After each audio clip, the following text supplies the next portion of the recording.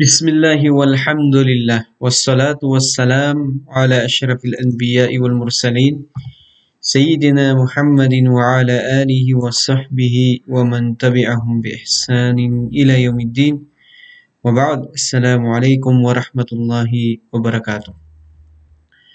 Mga kapatid sa pananampalatayang Islam, pinupuri natin ang Allah subhanahu wa ta'ala na tanging Panginoon at Diyos ng sanlibutan. Naway ang habag at pagpapala ng Allah subhanahu wa ta'ala ay mapasa ating mahal na propeta na si Muhammad sallallahu alaihi wasallam, ganun din sa kanyang mga kasamahan at sa kanyang mga pamilya at sa lahat ng mga taong tumahak ng kanyang landas hanggang sa huling araw. Ngayon po mga kapatid, sa pag-aaral po natin ng wikang Arabic, tayo po ngayon ay nasa aralin 18.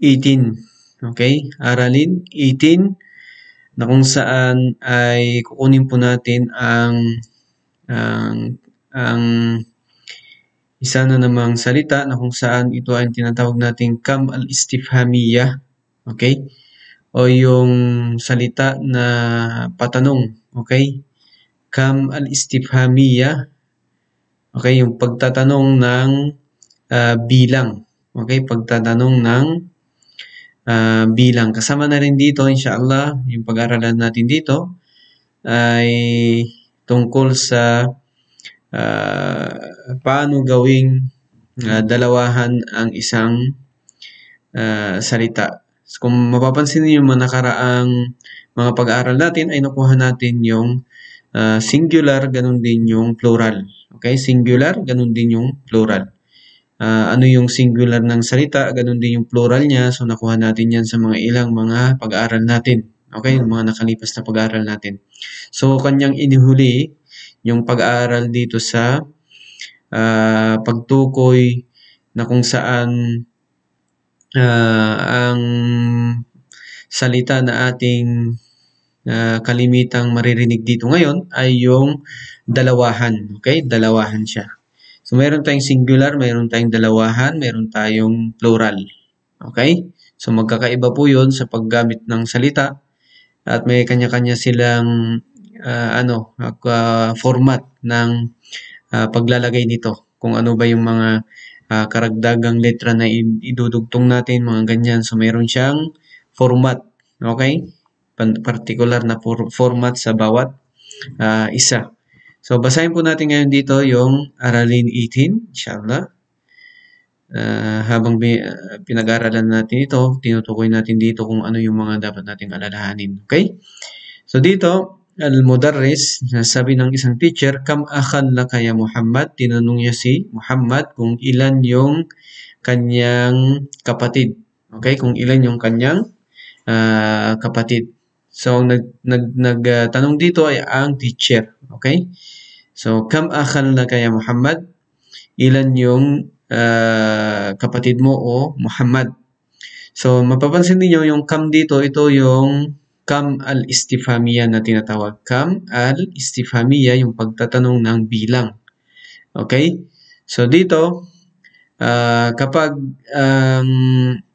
tinutukoy dito ay kam al-istifhamiyah, yung susunod sa kanya, nagiging mansub siya na tanwin. So, mapapansin ninyo dito, yung format niya yung sumunod sa kam ay nagiging tanwin siya. Okay? Kam akhan laka ya Muhammad. Okay, ganun po yung format niya. Ang kam kasi dito ay ang nagiging dahilan kung bakit itong akhan dito ay nagiging mansub siya, fatha, okay, na tanwin. Okay? Kasi nga, tinutukoy dito, yung kam dito ay kam al-istifhamiyah.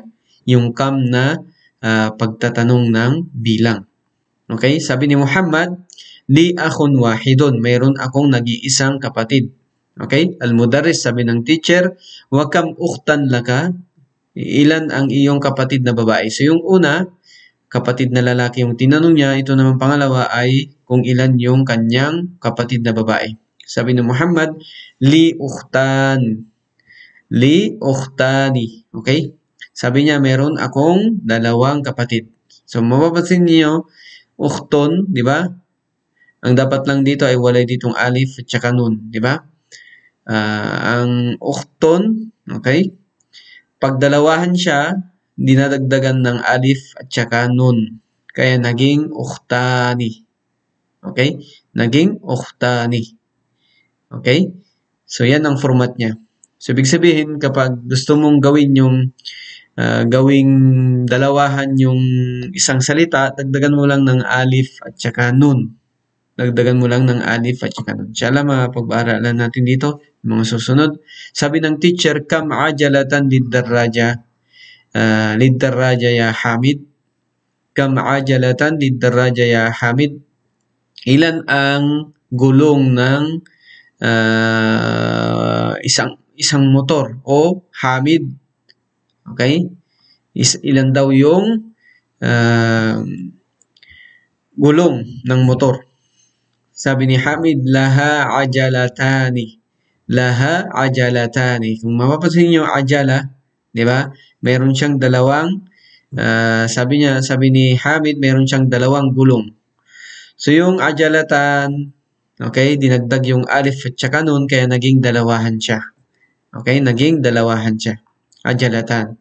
Sabi ng teacher, al-mudarris, kam aidan fi sana ya Zakaria? Ilan ang Eid, piyesta ng mga Muslim sa isang taon?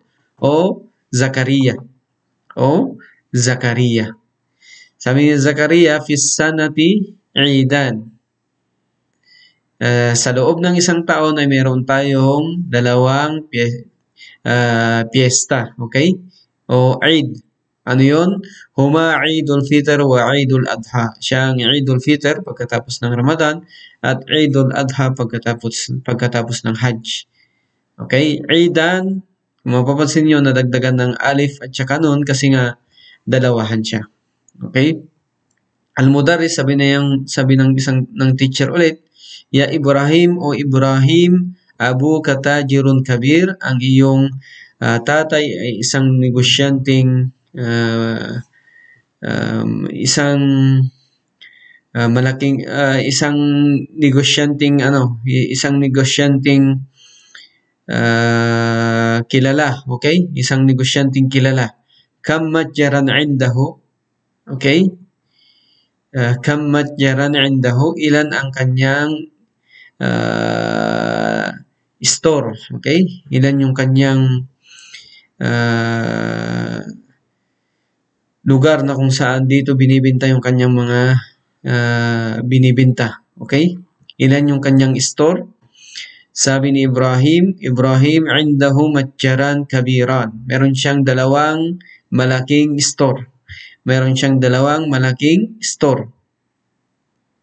Okay, matjaran, ito, nadagdagan ng alif at saka nun, kaya naging dalawahan siya. Ganon din yung kabir, nadagdagan ng alif at saka nun, kaya naging dalawahan siya. Sabi ng mudarris, sabi ng teacher, kam nafidatan fi gurfatika ya Ismail? Kam nafidatan fi gurfatika ya Ismail? Ilan ang bintana ng iyong kwarto o Ismail? Sabi ni Ismail, fiha nafidatani. Fiha nafidatani. Mayroon ditong dalawang bintana. Okay, sabi ng teacher, liman hadani ad-daftaran, sabi ni Ali, huma li. Ito ay akin. Ito ay akin. Itong dalawang ito ay akin. So, kanino itong dalawang notebook? Kanino itong dalawang notebook? Yun yung tanong ng isang teacher. Sabi ni Ali, itong dalawa na ito ay sa akin. Sabi ng teacher, liman hatanil al-mistaratan. Okay? Liman hatanil mistaratan. Okay? Ito yung ginagamit panulat. Okay? Ginagamit panulat. Yung tinatawag nating point pen. Okay? Al-Mudarris, kanino itong dalawang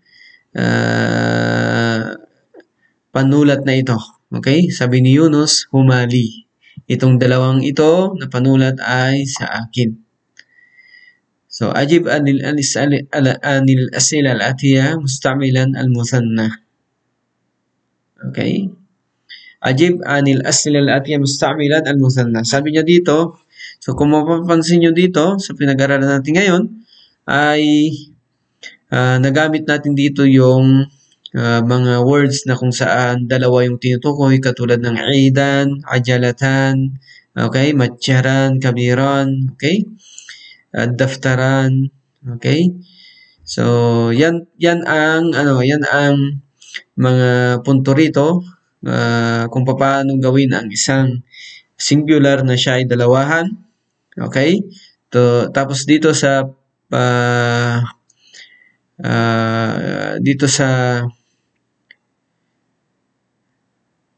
dito sa unang tamarin, okay, pagsasanay, okay, sabi niya dito, sagutin mo ito ng ang gagamitin mo ay musanna, yung dalawahan. Okay, number 1, sabi niya, kam qalaman indak, kam qalaman indak, sabi niya, indi qalamani. Okay, indi qalamani. Number 2, kam kitaban indak, indi kitabani. عندي كتابان. Number 3, كم سبورة في فصلكم. Okay. في فصلنا سبورتان. Number 4, كم ريالا عندك الآن يا ليلى.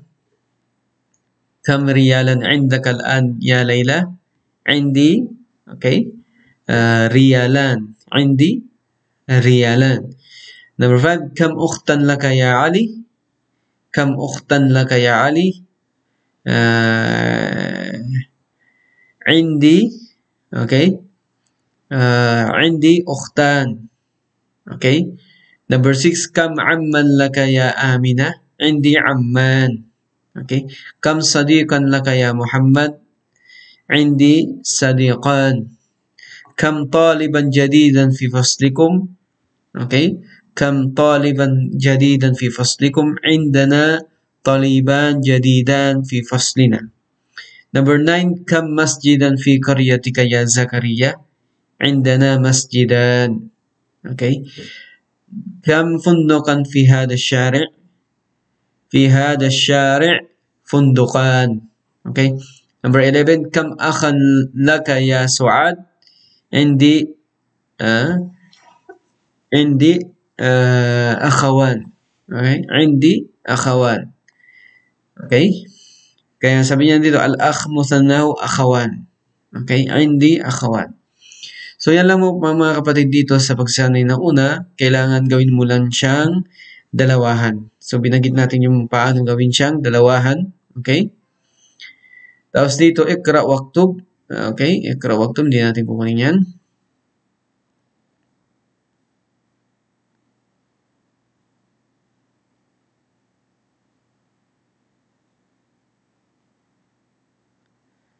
Okay.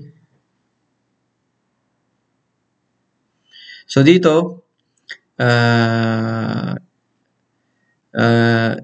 basahin mo yung mga halimbawa niya. Okay? Thumma da' fil farag fima yali tamyizan bika. Wadbit akhirahu. Okay? Gagawin mo siyang katulad nito. Kam ukhtan laka. Kam qalaman indak. Kam sayyaratan fil jami'a. Okay? Kam sayyaratan fil jami'a. So, gagawin mo lang siyang katulad dito. Halimbawa dito, kam indak. Okay? Kam kitaban indak. Halimbawa, kitaban indak. Kitaban. Okay? Tanwin dapat yun gawin mo dito. Tapos dito, kam lak. Okay? Kam akhan lak. Kam akhan lak. Yung akhan, kapatid, di ba? Kam akhan lak. So, tanwin din yun. Okay? كم في هذا الشارع. كم سيارة في هذا الشارع. كم سيارة في هذا الشارع. Number 4,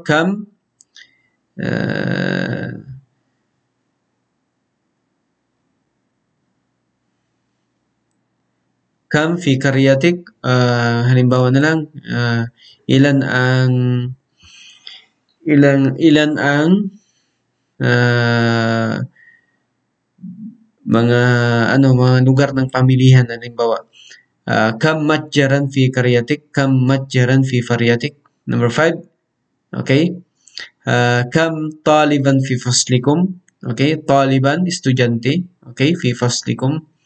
Taliban, tanwin din. Kam idan fi sana. Halimbawa, ilan ang fiesta sa isang taon? Kam idan fi sana. Okay? Kam, number 7, kam lidaraja. Kam ajalatan lidaraja. Kam ajalatan lidaraja. Okay? Kam nafidatan fi ghurfatik. Okay? Ilan ang bintana sa iyong kwarto? Yan. Ilan ang bintana sa iyong kwarto? Number 4 na pagsasanay, hawil al-mubtada fi kulli min al-jumal al-atiya ila musanna. Okay, gagawin mong itong halimbawa na ito, okay, na siya ay dalawahan. Halimbawa, hadani kitabani. Hada kitabun. Diba? Gawin natin siyang dalawahan. Hadani kitabani. Okay, mapapansin ninyo, hadani, ito yung dalawahan ng hada. Okay, ito yung dalawahan ng hada. Sabi natin, ang singular niya, hada, ang plural niya ay haula. Diba? Hindi pa natin nakuha yung dalawahan niya. Yung dalawahan niya ay hadani. Okay, hadani. Hada kitabun, hadani kitaban. Ganyan, gawin natin yung ganyan. Number 1, hada qalamun. Hada qalamun. Hadani qalamani. Okay, number 2, hadihi mistaratun. Okay, hadihi mistaratun.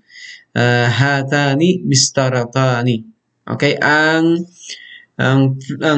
dalawahan ng hadihi ay hatani. Dalawahan ng hadihi ay hatani. Okay, kaya sabi natin, pang babae ito, kaya hatani mistaratani. Yan. Hada talibun. Okay. Hadani talibani. Okay. Hadihi talibatun. Hatani talibatani. Number 5, hada rajulu mudarrisun. Okay. Hadani. Okay. Hadani ar-rajulani mudarrisan. Hadani ar-rajulani mudarrisan. Okay? So, ganun lang po yung gagawin natin. Gagawin lamang po natin itong katulad dito sa halimbawa niya na siya ay dalawahan. So, nabanggit natin yung 1 to 5. Paano ito gawin? So, iwan po natin yung iba dyan. At kayo po yung gagawa niyan. Inshallah. So, pagpraktisan ninyo kung paano ito gawing dalawahan. Okay? Sabi natin, kapag gusto mong gawing dalawahan, ay dagdagan mo lamang siya ng alif at saka nun. Pero, kapag panlalaki siya, hadani. At kapag pambabae siya, hatani. So, magkaiba po yun. Okay? Number 5, na pagsasanay, ikral kalimat alati waktubha ma'a dabti akhiriha. Okay? Ma'a dabti akhiriha. So, hindi natin kukunin yan. Hindi gaano kanong nakahalaga. Thanni al-kalimat al-atiyah. Thanni al-kalimat al-atiyah. Sabi niya, number 6 dito, gawin mong dalawahan itong mga nandito sa ibaba. Okay? Sayaratun. Okay? Sayaratun. Ang kanyang dalawahan ay sayaratani. Lugatun, dalawahan niya ay lugatani. Mil'akatun, mil'akatani. Ismun, ismani.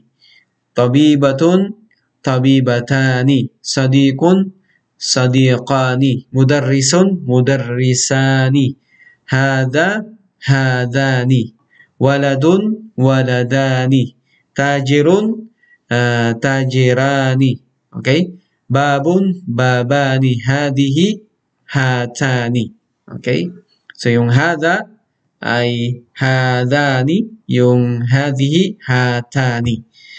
So, madali lang po ito, alhamdulillah.